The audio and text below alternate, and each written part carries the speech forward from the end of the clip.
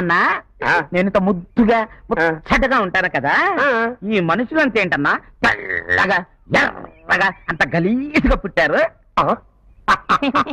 ఏం లేదురా, బ్రహ్మదేవుడు మనుషుల్ని భూమి మీద పడేసే ముందు మిషన్లో వేస్తాడు కదా, అట్టాగే నిన్ను కూడా మిషన్లో వేసి స్విచ్ నొక్కాడు. ఈ లోపు సరస్వతం వచ్చి బ్రహ్మదేవుణ్ణి నొక్కింది. సరసం ఆడుకున్నాం కదా అని ఇద్దరు పక్కకి వెళ్ళారు. వాళ్ళంట పక్కకి వెళ్ళారు, ఇట్ట కరెంట్ పోయిందిరా, నువ్వేమో అందరూ ఇరుక్కుపోయావు.